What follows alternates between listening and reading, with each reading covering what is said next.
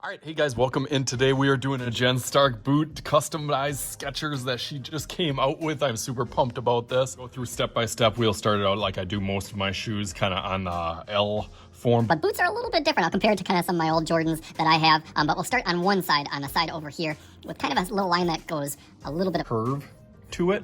As that goes down, it'll go over, up, and then over again. So usually I kind of had that L shape that most footwear or boots or shoes have, that it's kind of flat on the back and then flat on the bottom. This one definitely has a little bump up in the middle.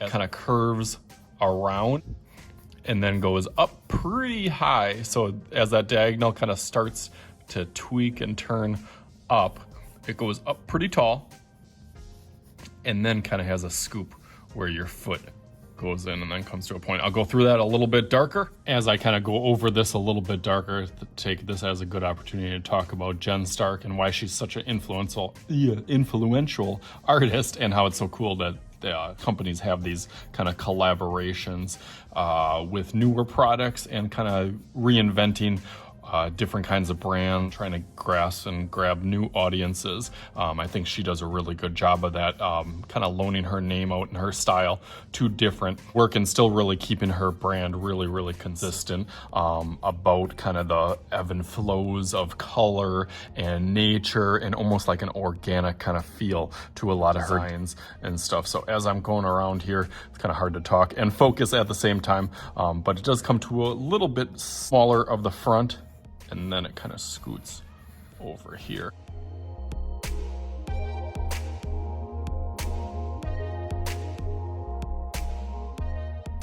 Not gonna do too much design down here yet because it will have kind of those chunky parts of the sole to the boots, make them stand out and trademark as kind of Skechers boots. I don't know, these were one of the first shoes that I've done that I don't think I could pull off. I don't know if I could pull these off.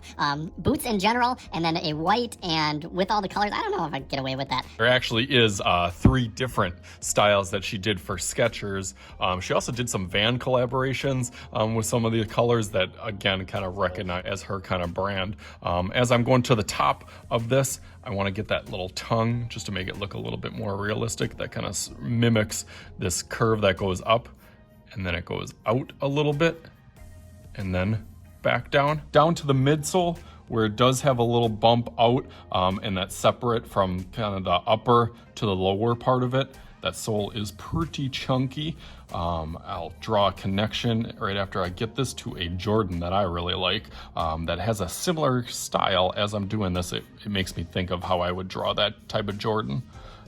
So kind of bumps one little wave, and then this one kind of loops up and down, and then kind of follows that same pattern all the way over here until it runs up to that little toe part in there, and then that kind of runs down, and it's got some of those kind of like swirly little lines in here that we'll add for some of those little details to make it look a little bit more realistic, some of the stitching in there. And then really for your drips, it can be kind of just a wavy line that so it gives you a guideline of kind of going up and down and up and down and all the way around, and then it fall down as it goes to here, and then it goes back up over here, and it kind of trails off a little bit as it goes out to the laces, but then it actually comes out to the front of the little toe box area. But I think as long as you have kind of a model of where those will go, that you can go in with those with the colors or markers. The last thing that's to look a little bit more like a boot is add some of those eyelets. There are 7.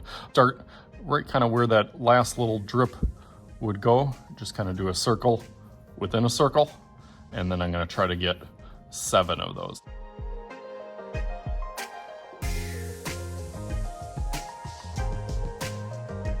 Okay, nice. That's looking a little bit better now. As I finish up that last one, I also want to put a little pull tab that kind of bumps up and down. It kind of follows the stitching, but you can make that a little bit thicker.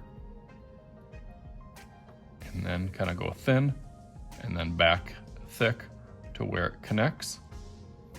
It's always a nice feature that shoes and boots have in the back that lets it pull. And now it actually really does. As I said, I draw a connection to the Air Jordan 12, which is one of my older shoes that I have.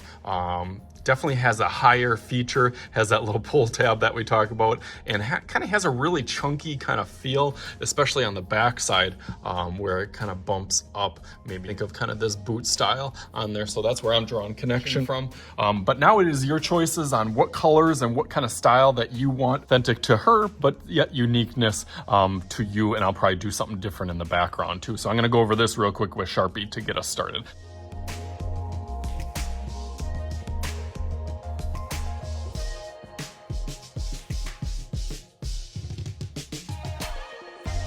Okay, nice. That looks really, really good. Now I'm excited to see how it turns off with all the drip and the Jen Stark-ism that I'm trying to spill onto this picture. So I don't have any Jen Stark drip or any drip art, but I'll do my color wheel since that has all those colors in there. So let's make a little magic happen, just like... Okay, you guys ready?